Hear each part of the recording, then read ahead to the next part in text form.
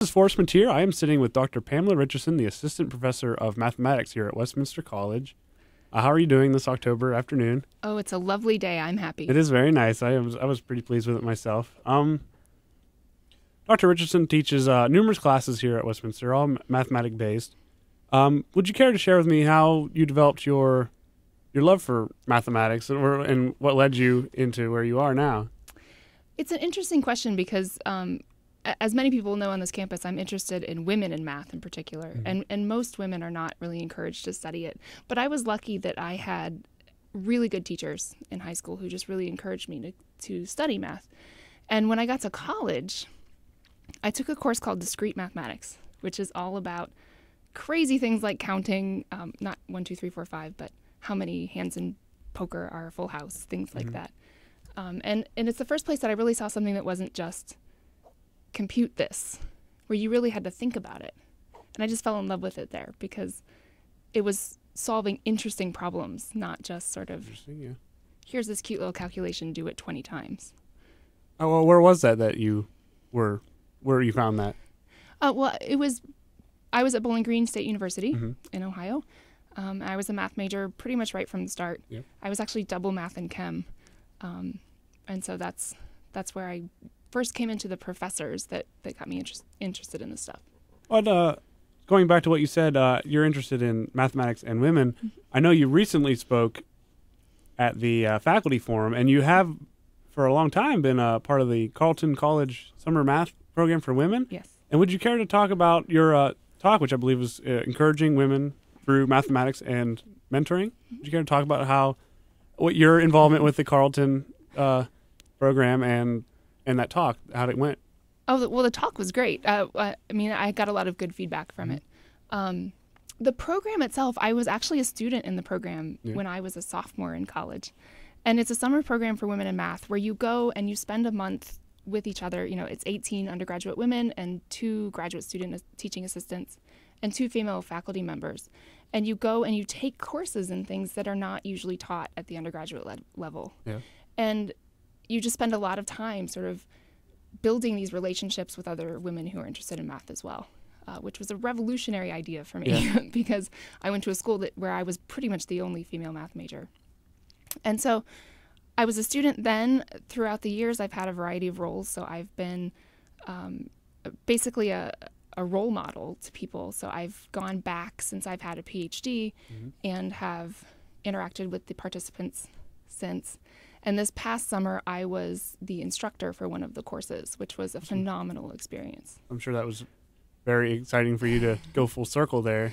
You obviously were a success story of that program, and I'm sure it's exciting to see other success stories through that. It is. Let's talk about your research here at Westminster College. I understand you do numerous things. You do a lot of non-associative algebra research. Would you care to go into that and talk about? I'm sure it's a little complicated, but that's a tough one to talk about for a general audience.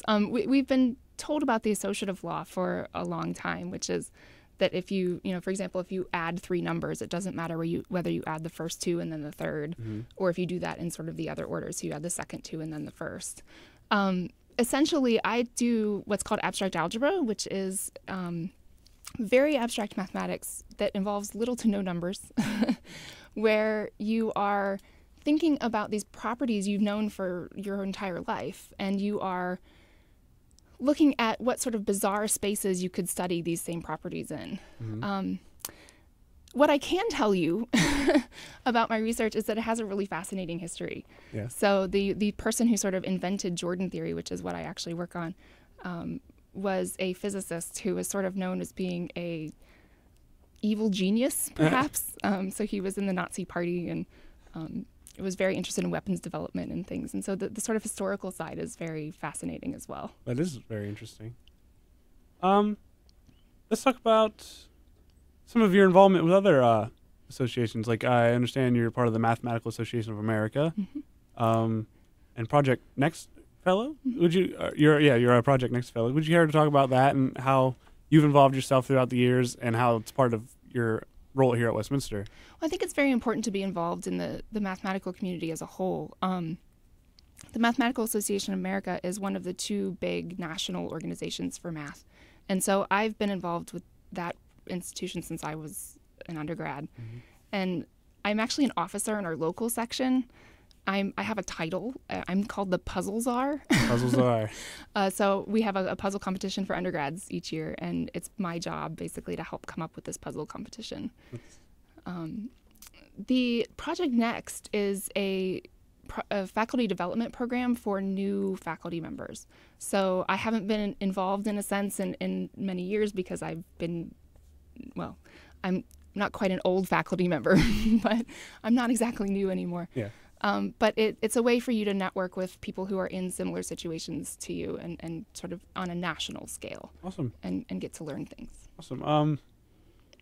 Going back to puzzles, I understand you're quite a puzzle enthusiast now, and I think of puzzles, I think of like I see you going to Cracker Barrel and solving every little puzzle that's on every single table. I'm sure it's slightly more complicated than that, but yes and no. Yeah.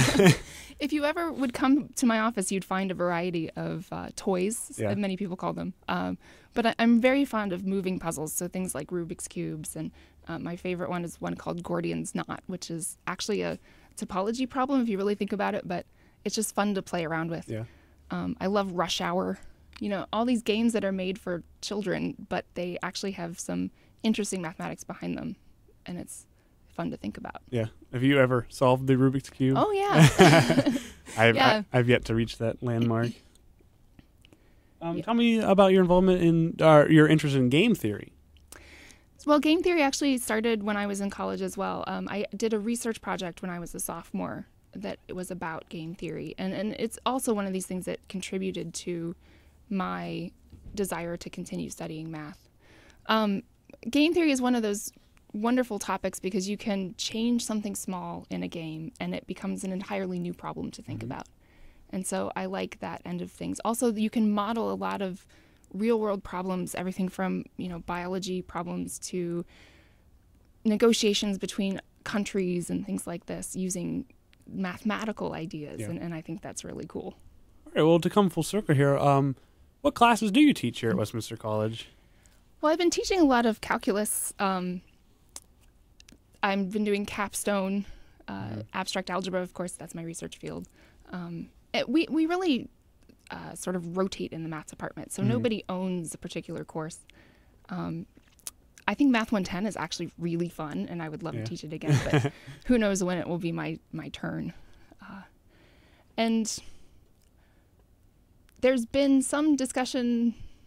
I've been involved somewhat peripherally in the film studies program too, so I haven't gotten to teach in it yet, but it's definitely one of my interests, and I'm hoping someday that I will have the opportunity to teach in it. Awesome. Well, you've been a great guest. Thank you for coming in. Thank you for having me. It's been awesome, and this has been Forrest Mateer talking to Dr. Pamela Richardson, the assistant professor of mathematics here at Westminster College.